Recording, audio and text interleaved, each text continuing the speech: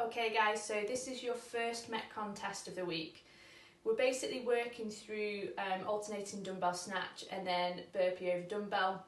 So there's a couple of things that we're looking for in the alternating dumbbell snatch. The rep scheme is going to go 30 snatches, 30 burpees, 20, 20, 10, 10. That's really straightforward. But there's a couple of little tips I'd give you in terms of the alternating snatch. So one of the common things we see with alternating snatch is slowing down where you change the dumbbell, and what I mean by that is obviously when we do a dumbbell snatch, we start with the dumbbell on the floor, both heads of the dumbbell are going to hit the floor, and then you're going to drive up through the hips and stand that movement up, making sure you open out the hips before you lower that dumbbell down. Now if you're the type of person who when you come down you put that dumbbell on the floor, this gives you a prime opportunity to switch stuff off, and ultimately if you get to the bottom and you decide I need a break, guess where you're going to feel like you need a break? It's right at the bottom. So we actually want to make use of that ground reaction because it acts a little bit like a catapult. So your other option with a alternating snatch is to switch hands in the air, and that has to happen chin height and below. So if you're going to switch hands, as you're coming from this bit, I'm going to ride that dumbbell down, and then I'm going to switch hands in the middle, and then it's going to come back down to the floor, and I'm going to rebound it back up. There's a couple of reasons that's more effective. Speed-wise, it's generally quicker, but the other thing is it's going to stop me from resting at the ground. And it's the same with the burpee. If you hit the bottom of a burpee and you let go, then ultimately what will happen is you are going to want to rest there.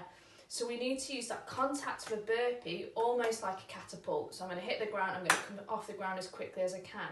And if I need to take rest, best opportunity for you to take rest is when you come to standing.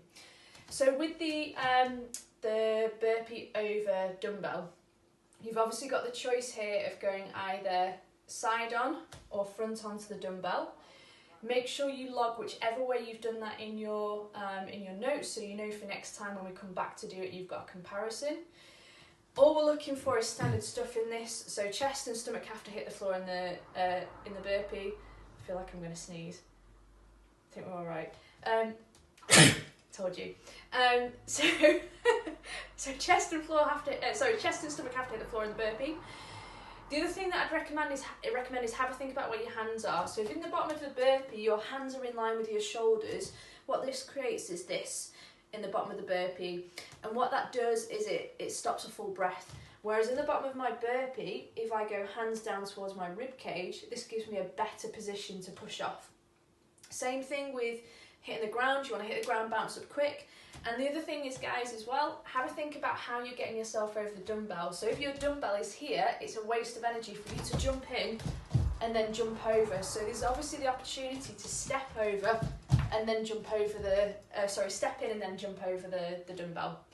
Hopefully those little tips will help. What I'd suggest is at the end of your warm-up, have a play around with some of those movements, see how they feel. Find your most effective way of doing it. Like I said, for me, catapulting off the bottom is really important, and sort of breathing at the top as well. Other little tip with burpees is try and avoid hyperventilating, because that will mean your heart rate will spike. Keep your breath steady, keep it nice and controlled, and get your scores on Sugarwood.